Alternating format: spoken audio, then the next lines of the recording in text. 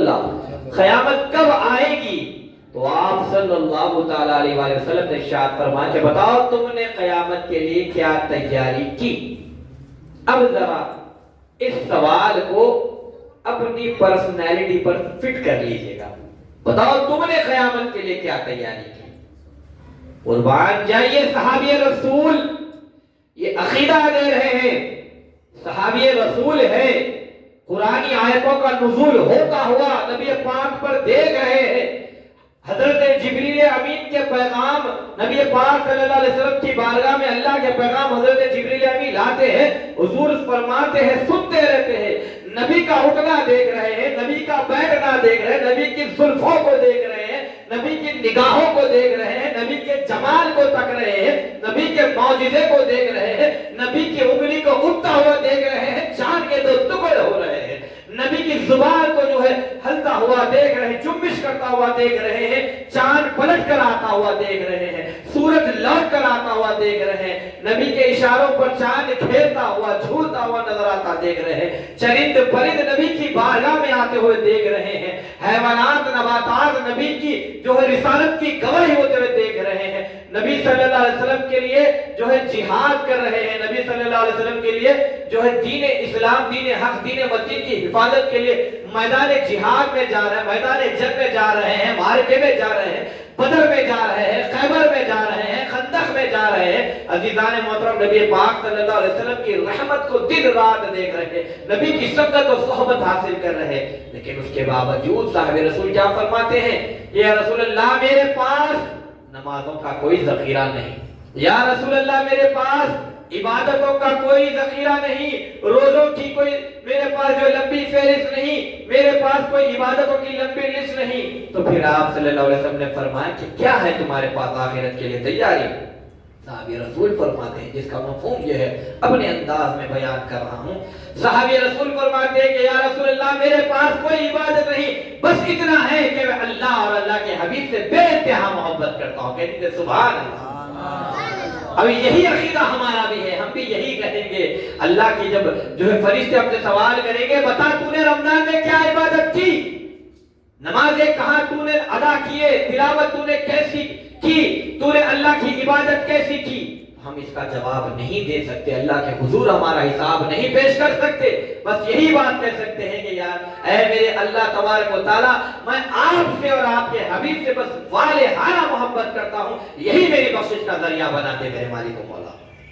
عزیزان محترم حضور فرماتے ہیں جیسے ہی صحابی نے فرمایا کہ یا رسول اللہ میں آپ سے اور آپ کے رب سے بے انتہا محبت کرتا ہوں، تو نبی کریم صلی اللہ علیہ وسلم نے فرمایا کہ جو جس سے محبت کرے گا کل بروز حشر قیامت میں اس کا حشر اسی کے ساتھ ہوگا. کہتے سبحان اللہ. عزیزان محترم ہم صرف نبی کی محبت کا دم اپنے سینوں میں بھرتے ہیں، ورنہ ہمیں اپنی عبادتوں پہ کوئی ناز نہیں، کوئی فخر نہیں، نہ ہی ہم اپنی عبادتوں کی دلیل و گواہی اور گارنٹی دے سکتے ہیں کہ یہ اللہ کی بارگاہ میں قبول ہے، مقبول ہے، اللہ کی بارگاہ میں برگزیدہ عبادت ہے.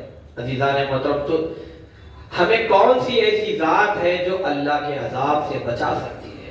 تو وہ صرف ایک ہی ذات ہے، وہ ہے ذات محمد صلی اللہ علیہ وآلہ وسلم. حدیث پاک میں آتا ہے نبی کریم صلی اللہ علیہ وسلم نے فرمایا کہ میری شفاعت کہ سب سے زیادہ مستحق وہ شخص ہے جس نے سچے دل سے لا الہ الا اللہ کہا. صحیح بخاری کی حدیث.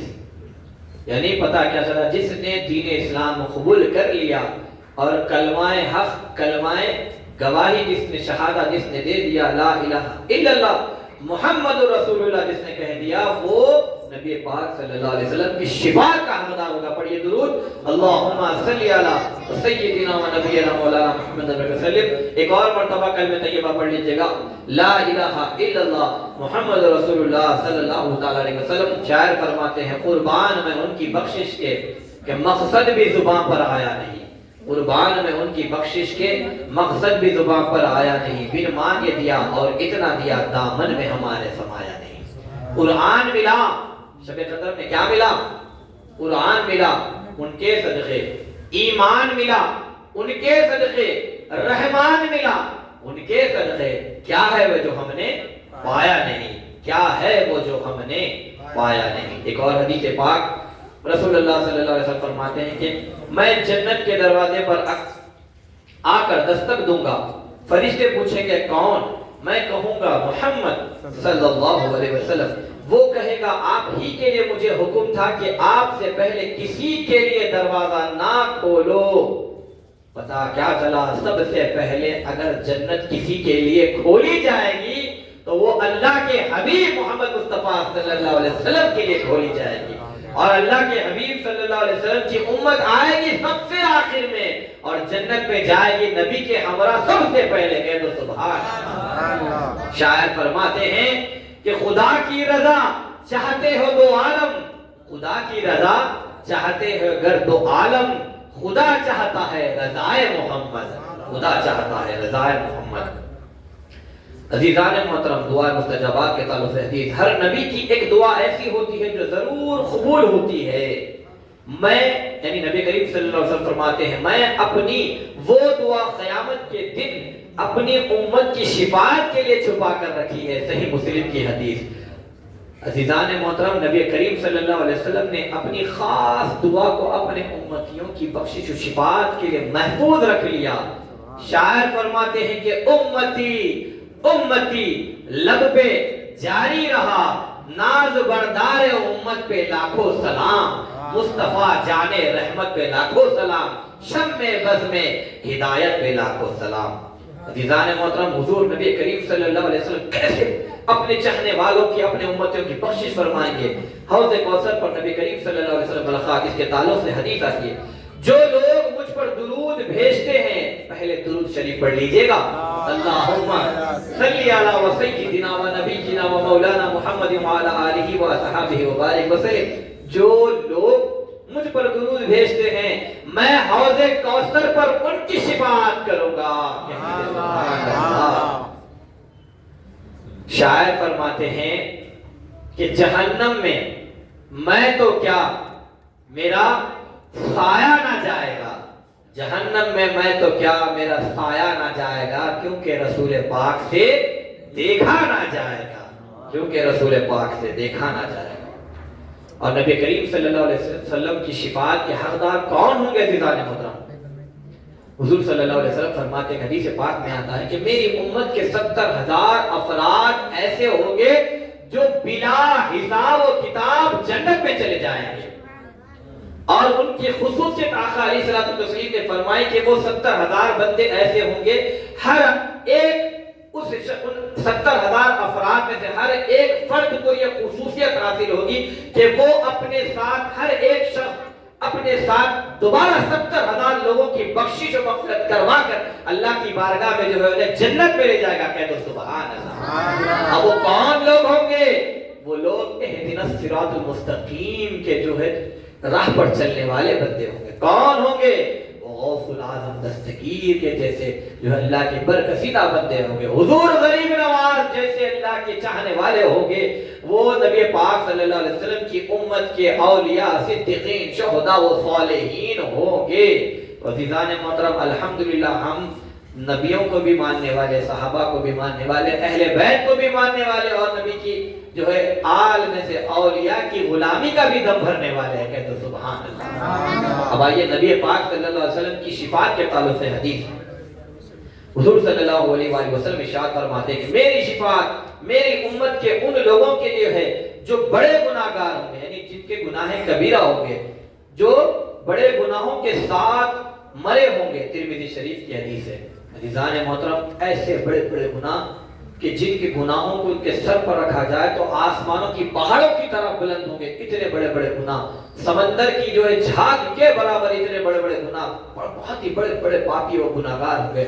ایسے بڑے بڑے گناہگاروں کے لیے نبی پاک صلی اللہ علیہ وآلہ وسلم کی شفاعت کبریٰ ہے۔ کہہ دو سبحان اللہ۔ اعلیٰ حضرت عظیم المرتبت امام عشق و محبت الشاہ امام احمد رضا خان فاضل بریلوی علیہ رحمت الرحمٰ فرماتے ہیں، رضا پل سے اب وجد کرتے گزریے، رضا پل سے اب وجد کرتے گزریے کہ ہے رب سلم صدائے محمد، کہ ہے رب سلم صدائے محمد۔ عزیزان محترم، نبی پاک صلی اللہ علیہ وسلم کی امت کے لیے حضرت جبریل امین بھی مہربان ہے. فرماتے ہیں کہ یا رسول اللہ کل بروز محشر آپ کی امت جب اس پل صراط پر سے گزرے گی تو میں اپنے پر کو بچھا دوں گا. عزیزان محترم اعلیٰ حضرت فرماتے ہیں رضا پل سے اب وجد کرتے گزریے. وجد میں کب جاتا ہے بندہ؟ جب خوشی کا موقع ہوتا ہے. حضرت جبریل امین کے پر ہوں گے اور امت نبوی صلی اللہ علیہ وسلم کی راہ بنی ہوگی. اسی لیے ہے نبی صلی اللہ علیہ وسلم کے لب پہ صدائے کیا ہے؟ لب پہ نبی پاک صلی اللہ علیہ وسلم کے رب سلم صدائے محمد. نبی کریم صلی اللہ علیہ وسلم میری امت فرمائیں گے اے اللہ میری امت کی بخشش اور مغفرت فرما. عزیزان محترم حضور نبی کریم صلی اللہ علیہ وسلم کی کیا ہی شان ہے. عزیزان محترم میدان محشر میں سارا کا سارا منظر اگر آپ کو دیکھنا ہے تو شان محمد بس آپ کو دیکھنی ہے. میدان قیامت کا اگر کوئی دوسرا نام ہے تو وہ ہے نبی پاک صلی اللہ علیہ وسلم کی عظمت، رفعت، بلندی، مقام و مرتبہ. نبی کریم صلی اللہ علیہ وسلم کی شان ہی ہے قیامت کا دوسرا نام. عزیزان محترم نبی کریم صلی اللہ علیہ وسلم میدان محشر کیسے ہماری دستگیری فرمائیں گے؟ سجدہ کر کے اپنے رب کو منوائیں گے. آئیے حدیث پاک میں آتا ہے قیامت میں آپ صلی اللہ علیہ وسلم عرش کے نیچے لمبا سجدہ کریں گے اور اللہ کی ایسی حمد، ایسی تعریف، ایسی ثنا کریں گے جو پہلے کسی نے نہ کی ہوگی. پھر اللہ فرمائے گا اے حبیب صلی اللہ علیہ وآلہ وسلم اپنے سر کو اٹھائیے. ذرا وہ خوبصورت منظر تو اپنے تصور میں لائیے گا کہ اللہ کا سوڑا پیارا آقا جو ہے میدان محشر میں اللہ کی بارگاہ میں جہاں پر کسی کو اپنی مقام سے ہٹنے و ہلنے کی اجازت نہیں ہوگی، لیکن میرے آقا اس دن بھی اپنے امتی کے لیے دعا فرمائیں گے. اللہ فرمائے گا کہ حبیب اپنے سر کو تو اٹھاؤ، اے محبوب اپنے چاند سے چہرے کو اوپر کر لو، اپنے رخسار اپنے مبارک چہرے کو ہماری طرف کر لو، اوپر اٹھاؤ. اللہ فرمائے گا اللہ تبارک و تعالیٰ کے حبیب سے حکم کیا جائے گا کہ اے حبیب اپنے سر کو اٹھائیے، مانگیے، آپ جو مانگیں گے آپ کو عطا کیا جائے گا. آپ کی شفاعت آج قبول کی جائے گی. کہہ دیجئے سبحان اللہ. شاعر فرماتے ہیں عرش حق ہے مسند رفعت رسول اللہ کی، عرش حق ہے مسند رفعت رسول اللہ کی، دیکھنی ہے حشر میں عزت رسول اللہ کی، دیکھنی ہے حشر میں عزت رسول اللہ کی. عزیزان محترم میدان محشر کے علاوہ بھی جو نبی کے دیوانے ہوتے ہیں، جن کو نبی کی بارگاہ سے والہانہ بے انتہا محبت، جو نبی کے در کے غلام ہوتے ہیں، جن کو نبی کے در کی چاہت ہوتی ہے. آئیے نبی کے در کا مقام کیا ہے؟ مدینہ. اس کے تعلق حدیث پاک مدینے میں انتقال. یہاں سب کی تمنا ہے نا جو بچی ہے زندگانی، یہ ارادہ کر لیا ہے تیرے دشمنوں سے آقا میں لڑوں گا مرتے مرتے. میری بات بن گئی ہے تیری بات کرتے کرتے. تیرے شہر میں میں آؤں تیری نعت پڑھتے پڑھتے، تیرے شہر میں میں آؤں تیری نعت پڑھتے پڑھتے. حدیث پاک میں آتا ہے جو شخص مدینہ میں مرنے کی استطاعت رکھتا ہو وہ وہی مرے، کیونکہ میں وہاں مرنے والوں کی شفاعت کروں گا. شریف کی حدیث. ہر کسی کی یہ آرزو و تمنا ہوگی اور ہونی بھی چاہیے کہ ہماری آخری سانس نبی کے روضہ رسول کو دیکھتے ہوئے، تکتے ہوئے، آپ کی ذات پر درود و سلام پڑھتے ہوئے جو ہے ہماری آخری سانس اس دنیا سے جو ہے نکل جائے. سب کی دعا ہے نا اللہ تبارک و تعالیٰ اس دعا کو جو قبول فرمائے، نبی کے روضے پر ہماری آخری سانس نکلے. عزیزان محترم شاعر فرماتے ہیں کہ کیا بتاؤں کیا مدینہ ہے، کیا بتاؤں کیا مدینہ ہے، بلکہ میرا تو مدعا مدینہ ہے، میرا تو مدعا مدینہ ہے. اور اٹھ کے جاؤں کہاں مدینے سے، اٹھ کے جاؤں کہاں مدینے سے. مدینے کے تعلق سے آتا ہے، حدیث میں آتا ہے کہ ساری دنیا میں صرف ایک ہی ایسا مقام ہے جہاں پر اس زمین کو جنت کے باغوں میں سے ایک باغ کہا گیا، ریاض الجنہ. وہ نبی پاک صلی اللہ علیہ وسلم کا مقدس مقام اور آپ کا حجرہ اور آپ کے حجرے سے لے کر جو ہے جنت البقیع کے درمیان کا جو رستہ ہے، جو فاصلہ ہے، اس کو جنت کے باغوں میں سے ایک باغ کہا گیا. جنت کے جو کیریوں میں سے ایک کیری کہا گیا. جہاں نبی موجود ہوتے ہیں وہاں جنت، اس زمین کو جنت کہا جاتا ہے. اس مقدس مقام کو جنت سے منسوب کیا گیا. شاعر فرماتے ہیں کہ اٹھ کے جاؤں کہاں مدینے سے، اٹھ کے جاؤں کہاں مدینے سے، کیا کوئی دوسرا مدینہ ہے، کیا کوئی دوسرا مدینہ ہے، جو فقط نہیں ہو سکتا سوائے نبی پاک صلی اللہ علیہ وسلم کا، جس میں ہر جہاں موجود ہے، وہی مدینہ ہے، وہی جنت ہے، اور وہی در حقیقت دنیا کو بنانے کا مقصد ہے۔ اے حبیب، اگر آپ کو پیدا کرنا مقصود نہ ہوتا تو ہم اس کائنات کو پیدا نہیں فرماتے۔ نبی آدم صلی اللہ علیہ وسلم وجہ کائنات ہے، وجہ تخلیق بنو آدم ہے، وجہ کائنات، وجہ تخلیق تمام مخلوقات ہے۔ زیارت قبر، آئیے جس نے نبی کے روضے کی زیارت کی، حدیث پاک میں آتا ہے جس نے میری وفات کے بعد میری قبر کی زیارت کی اس کے لیے میری شفاعت واجب ہو گئی۔ عزیزان محترم، شاعر فرماتے ہیں میزا پہ آقا ہم کو بچانا، دامن میں اپنے ہم کو چھپانا، اتنا کرم یا شافع محشر، نعرہ تکبیر اللہ اکبر، نعرہ تکبیر اللہ اکبر۔ عزیزان محترم، اذان کے بعد کی دعا کے تعلق سے حدیث پاک میں آتا ہے جو شخص اذان کے بعد مسنون دعا پڑھتا ہے اس کے لیے قیامت میں میری شفاعت حلال ہو جاتی ہے۔ سبحان اللہ۔ ہر اذان کے بعد نبی صلی اللہ علیہ وسلم پر درود پڑھو، دعا پڑھو اور نبی صلی اللہ علیہ وسلم کی شفاعت طلب کرو۔ شاعر فرماتے ہیں کہ راتیں بھی مدینے کی، باتیں بھی مدینے کی۔ یقیناً ان باتوں میں ہم مدینے والے کا ذکر کر رہے ہیں نا، جو ذکر کر رہے ہیں درود پاک باوجہ بلند اللہم صلی علی سیدنا و نبینا مولانا محمد صلی اللہ علیہ وسلم، کہ راتیں بھی مدینے کی، باتیں بھی مدینے کی، جینے میں یہ جینا ہے، کیا بات ہے جینے کی، جینے میں یہ جینا ہے، کیا بات ہے جینے کی۔ عزیزان محترم، آخری حدیث بتا کر اپنی تقریر کو سمیٹتا ہوں۔ باوجہ بلند درود پاک اللہم صلی علی سیدنا عزیزان محترم، نبی پاک صلی اللہ علیہ وسلم کی شفاعت اور آپ کے مرتبے، آپ کی بلندی کا کیا ہی کہنا کہ نبی پاک صلی اللہ علیہ وسلم کی شفاعت کے حقدار وہ لوگ ہوں گے جو نبی کی زیارت کریں گے، نبی کی حیات میں نبی کے روضے کی زیارت کریں گے، نبی کے جو ہے مقدس در مسجد نبوی کی زیارت کریں گے، یہاں تک کہ نبی پر جو درود کثرت سے بھیجے گا وہ بھی نبی پاک صلی اللہ علیہ وسلم کی شفاعت کا حقدار ہوگا۔ اب ایک سوال ہوتا ہے عزیزان محترم، ہم تو گناہگار ہیں، سیاہکار ہیں، بدکار ہیں، گناہوں کے سبب ایسا نہ ہو کہ کہیں اللہ تبارک و تعالی ہمیں جہنم میں ڈال دے، تو کیا تب بھی امید ہے؟ کیا تب بھی کوئی چارہ ہے؟ کیا تب بھی کوئی راستہ ہے؟ شرط یہ ہے کہ ہمارا خاتمہ ایمان پر ہو، شرط یہ ہے کہ ہم جب اس دنیا سے جائے تو لا الہ الا اللہ محمد رسول اللہ اس ایمانی کلمے کے ساتھ، ایمانی حلاوت کے ساتھ دنیا سے گزرے۔ ہمارے پاس عبادتیں نہیں ہیں، اگر ہمارے نام اعمال کے سبب ہمیں جو ہے جہنم میں بھیج دیا جائے گا۔ آئیے اس کے تعلق سے آخری بات بتا کر حدیث پاک کا مفہوم ہے، حضور صلی اللہ علیہ وسلم فرماتے ہیں میں ان لوگوں کی بھی شفاعت کروں گا جن کے دل میں رائی کے دانے کے برابر ایمان ہوگا، اور جن کو جہنم میں ڈال دیا جائے گا اللہ مجھے حکم دے گا کہ حبیب آپ جسے چاہے اسے جہنم سے پکڑ کر جو ہے لے کر باہر آؤ، اور میں اس کی شفاعت اور اس کی جو مغفرت فرما دوں گا، سوائے اس کے کہ وہ شخص جس کو آپ بخشش اور مغفرت کروانا چاہتے ہیں اس کے دل میں ایمان ہونا ضروری ہے۔